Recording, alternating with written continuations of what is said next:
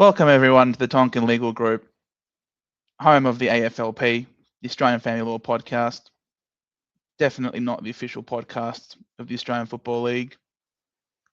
I'm your host as always, Joe, here in very high spirits, but I'm a man of my word.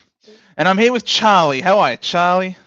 I'm going really well, thanks, Joe, and I hope you are too. I hope you perk up a little bit, but no, you are a man of your word, and you've come through. I can't say I took delight in bringing my D's beanie and scarf into the office today. No, I definitely did, but it's good to it's good to repay the revenge after the Bombers topped us earlier this season. Oh no, it was definitely, mate.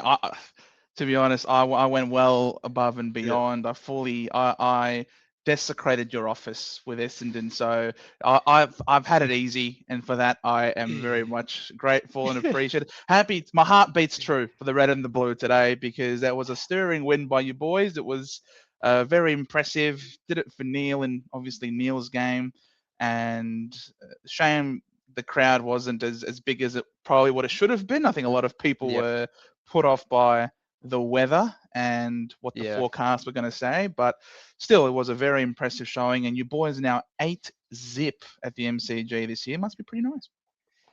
It is nice. I don't remember, honestly, I don't remember us being this, I guess, successful at the G in recent times anyway. So I think even in our premiership year and the year afterwards in 21-22, we actually weren't that good at the MCG. We almost had a better record away. So it's strange, but it's great. So we'll see how long it can last for. But yeah, no, we'll wait and see. But yeah, I think those colours do actually look really nice on you, Joe. It's not, I mean, it's not a big change from No, red and black to red and blue. So just keep in mind that they do look good on you, those colours. So just something oh, to keep in thank you. mind. Those are your beautiful eyes, Charlie, seeing beauty where there Oh, isn't thank any. you. But Yeah, it's definitely making me feel hot. I can definitely feel the give 'em hell sort of yeah, vibes with the beanie on in particular, and in this yeah. sweltering office. But we'll charge on through because I gotta say there were other things in this game that really had me sweltering with frustration. Uh, Thankfully, St. John's not here to be sitting here and laughing in my face about all this. But gee, McKay, what were you thinking, mate? You had to. Why are we shepherding this ball out of bounds, mate? Have you just not been playing football for the last 15 weeks and not realised that there is the lasso rule now? You gotta be touching this, Charlie. Come on. I mean, it's not a new rule they've brought in the last week or 2 weeks. Like you said, this has been almost 15 weeks now in the running, and Ben has he's almost massaged the ball outside without actually touching the ball. So yeah, very, very strange. I honestly thought he looked okay early up forward, and he has shown a little bit up forward, Ben McKay, but that was baffling from him. It was the cream of the cake, and it was so bad that it prompted us to talk about this idea, which is the common. Now, his mistake is not so common, but there are a bunch of common mistakes that people make when they're going through a separation. And in honor of you, Ben McKay, we are going to be talking about the common mistakes that people make during a separation from both property and parenting perspectives, and sort of just discuss them and hopefully bring awareness to these. Some of these topics we would have addressed in previous episodes, but we are creatures of repetition and we do need to be told things numerous times. Clearly, Ben needs to be told something numerous times as well. But you need to be told numerous times about these things so that you don't fall into those pitfalls yourself. We certainly do. And I guess starting off the first one, which we may have already discussed briefly this topic in a previous podcast, but the use of social media. So be very careful when using social media, and it is a common mistake that people make. This one probably relates to parenting and property, but yeah, in any kind of social media commentary about whatever's happening in your family law proceedings, it's generally a no-no. Oh yeah, absolutely. Check out that episode. We will leave a link in the description down below for you to go check out that social media podcast episode. Another one is not getting legal advice early, or thinking it's all right, Chat GPT will help me out. I don't need to pay for a lawyer. It's always a common pitfall for a lot of people, especially now with the rise of AI. Not all AI is built equally, and certainly does not stack up to many years of experience that family law practitioners go through. And it's really important that you do get that face-to-face or that genuine lawyer touch, because you might not give all of the required information to AI. AI is there really as a tool to help you and give you what you want. But when you speak to a good family lawyer, they're not there to just tell you what you want. They're here to tell you what the law is and actually apply that law to you. So getting legal advice before you separate is quite important. Agree, and you can normally tell fairly early on if the client has previously used AI. It Yes. becomes pretty obvious. Another one is hiding or disposing of assets. Is a common mistake, unfortunately. So, as we've probably touched on, the duty of disclosure. Both parties have an ongoing duty of full and frank financial disclosure and disclose any issues pertaining to the parenting matters. So, yeah, trying to, I guess, siphon away bank accounts or selling assets, it's a big no. I mean, there's always going to be a trace pursuant to each party's disclosure obligations. So, and for matters that are in court or heading towards court, you can always issue subpoenas. So I guess you can run, but you can't hide when it comes to assets. Pardon the pun. So yeah, it's a big no. And it sort of links into siphoning any of those money or trying to Mm, apply some funds to go and purchasing new assets without the other person knowing yep. about it. For example, the way it works with property settlements is that it's not from the date of separation that you guys have this asset pool that is there for division. It's at the date of said agreement, which means that any new asset that you purchase needs to be disclosed so that Mm, it can be formed, so they can form part of the pool. So don't, so sort of hand in hand, don't acquire, as if where possible, don't acquire new property before you finalize your current property settlement, and therefore you really should speak to a lawyer soon to get that situation, to get mm, that matter rolling, so that you can mm, then finalize and then be able to purchase your new thing. yep. Now, this new one probably connects to my previous topic, but failing to disclose. Again, both parties have got that ongoing duty to disclose all their assets. So anything to do with their bank account, superannuation, pay slips, tax returns, essentially anything in relation to your income or your financial position, it needs to be disclosed. So sometimes people might think, oh, if I don't disclose it, it won't be a relevant consideration to the asset pool. It's certainly not the case, and it's something that will eventually catch up to you in your family law matter. Yeah, exactly right. And where it will really catch up to you, especially, is if you fail to formalize your agreement. So you might just have, yeah, some in principle handshake, let's move on, I'll keep this, you keep that, and then let's Yep. just go on our separate ways. But in failing to formalize an agreement, it always opens up the door for the other party to come knocking on the court's door saying, hey, we haven't had a property settlement yet. And you come in to inherit a nice, healthy sum of money, or you win the lottery, or one of your investments goes gangbusters, your superannuation. It's always better to, Mm, on separation, because as I sort of discussed previously, it's not from the date of separation, it's from the current date of your agreement. So obviously, the sooner you can resolve your matter, finalize that agreement. I know it might suck that you want to incur an extra cost of formalizing your agreement, but certainly the cost of finalizing it then and there could certainly be well dwarfed by mm, all of the extra costs that you might incur down the track if they come knocking on the door to the court. mm. And sometimes we come across clients or parties on the other side who are fixated or focused on winning instead of actually resolving their family law dispute. Now, surprise, surprise, no one really wins in a family law property settlement. You're dividing up assets, so there's no real winner. So I think there needs to be, I guess, a shift in mindset towards trying to resolve your property settlement as opposed to winning, or that mindset where let's go to court. Let's see who wins when we go to court. Well, unfortunately, no one really wins. It just means it's going to be more drawn out, more time consuming, and a more expensive process. So what those particular people need to do is, I guess, shift their mindset from winning to trying to resolve the matter as well, not cheap, but more timely and less costly as possible.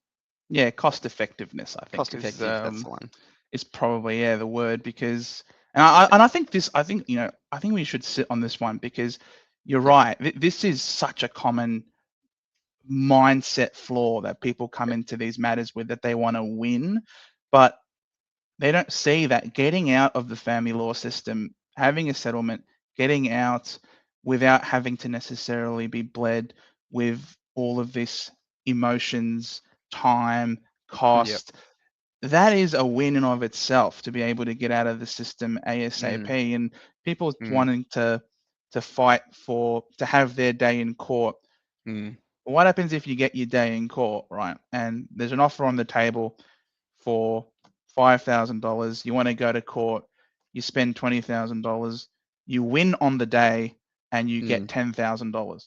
All right, what a great. So what have you done? You've spent 20 to get 10. Alternatively, you could have just agreed to 5 and not rock up to court. So you're $10,000 in the hole, despite having won in court. So it's not quite. It's something that is really important for clients to be considering, I think. Yeah, you can cut your nose to spite your face when you have that kind of thinking. So no, you're 100% spot on, Joe. It's all about making a commercial decision at times for the client. So looking at the big picture and the broad scheme of things, is it worth the cost of outlaying that much money to go to court, or do I try and reach a compromise? So really, the mindset should be, if I compromise and avoid a prolonged, drawn out dispute, then actually that's a form of winning in family law. 100%. And I guess part of a really important way of being able to go down that path is to calm it down a little bit with some of those emotional or aggressive messages. Don't, obviously family law matters can be very highly emotional, can be really high strung with high tensions, and it can be very, very easy for someone to send a message that they come to regret down the track. So always important to always take a deep breath, never respond immediately straight away. Just put the phone down, have a walk away, speak to someone, get some advice. If you wanted to, maybe even speak to someone that you can trust, to vent with them before you send something back that could really blow things up or burn bridges. And then it becomes a lot harder to have those civil negotiations to avoid ongoing court matter.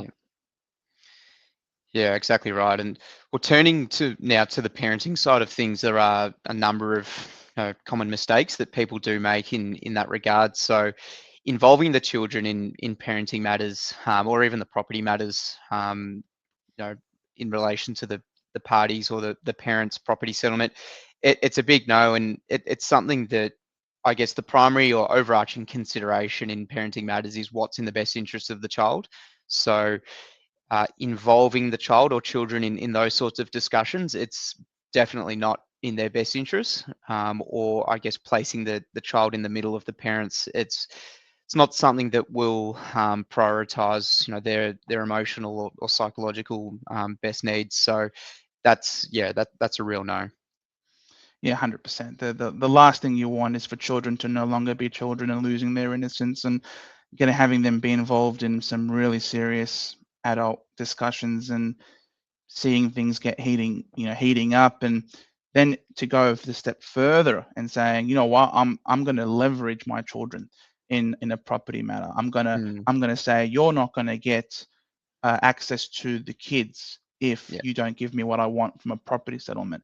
Parenting and property are for the most part separate matters. They go, whilst there is certainly overlap when you're looking at future needs factors from a property perspective, it can be quite juicy, I think, and enticing for some people to try and weaponize their children to get a better deal. But that is not being child focused. That is not considering the children's best interests, because the children's best interests might very well lie in being able to spend some more significant time with their other parent. I'm not going to make any assumptions as to who that parent might Yeah. be, but Yeah. it's really important that you keep the children's best interests at heart and not weaponize them. Exactly right. Yeah, keep the two matters separate, and definitely don't involve the children in those sorts of matters. And similar to bad mouthing or denigrating the other parent, whether one-on-one with the other parent or whether in the presence of the children, it's not beneficial to anyone. It's not beneficial to the children. Clearly, it's not productive to a co-parenting relationship. It's not going to generate goodwill between the parties. So it's clearly not going to bring the matter closer towards a resolution. So it's not going to achieve anything, and it's just going to delay that party's particular matter, unfortunately. Oh yeah, absolutely right. And the last thing you want is, for example, if the matter was to get to court and an independent court child expert is appointed for the purposes of a child impact report or for a family report, and that person is interviewing the child, and the child reports to this person, oh yeah, dad says all of these terrible things Mm, about mum all the time, or mum would tell me to say this to dad.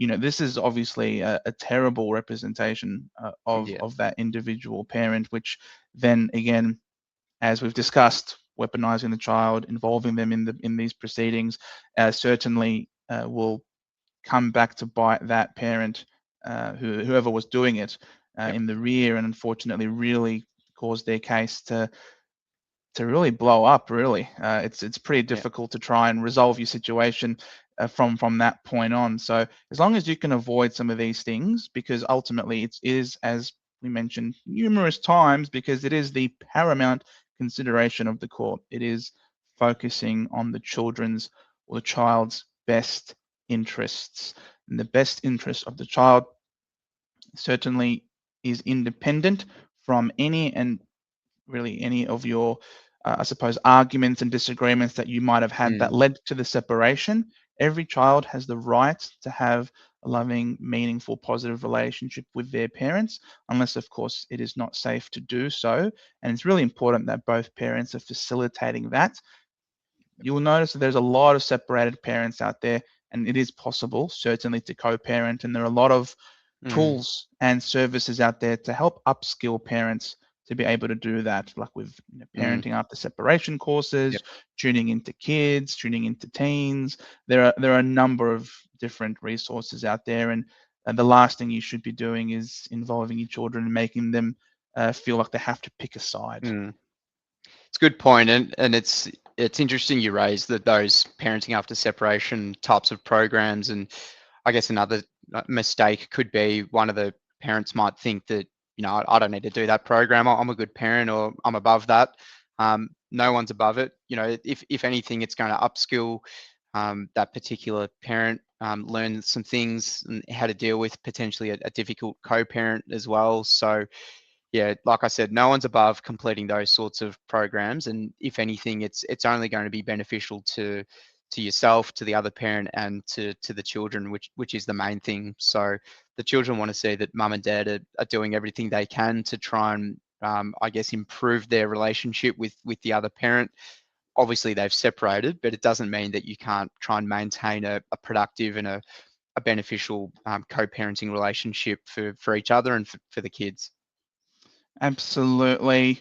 That basically covers off our quick list there of a bunch of mistakes. There are more that we can certainly discuss. It's the landmine full of problems everywhere, the family law, but I think these are some of the more common ones, I think, that we tend to find in our practice, where a lot of people tend to fall into those traps. And we hope that you guys don't fall into them as well, as always, first point of call to get that advice certainly helps to prevent you from making any mistakes. We find a lot of people before they even separate tend to come to our office to get that pre-separation advice so that they can put forward a plan of attack or a plan of what the next steps, what the next chapter is going to look like, get all of their affairs in order so that once the band-aid is ripped off, so to speak, at least we know exactly where they are supposed to be and what the next steps entail. 100%, Joe. And my next question for you is, when are the Bombers appointing their coach? So I don't think we ripped off the band-aid with Brad Scott, but I don't think we have had the proper discussion yet with a panel. I have no idea when that's going to be. I would imagine now that we are finally on the bye, that we'll really start to hear, I think, a bit more from the club in terms of what the process is looking like. Not a big fan of this whole Dean Solomon being appointed sort of thing. They're definitely not what I would like. I would certainly like a real process where a panel is appointed, everyone puts their hat in the ring, and the best candidate is pulled out. So I would hope that we're starting to hear from it soon. We're obviously getting closer to end of the year, and it's really important to be able to attract, players to come to the club, to retain certain players that we want to retain, to have that stability. And all in all, I've got no idea. Just give me one name, and then we can go back to this in the 4-6 weeks time, whenever it is where it's announced, just so you can tell me, Charlie, I picked our next coach. Just give me one name. Kelly, out of the Cats. James Kelly, huge. There is a connection there. He came as a top-up player. He did. Stayed on as an assistant coach before going back to the Cattery.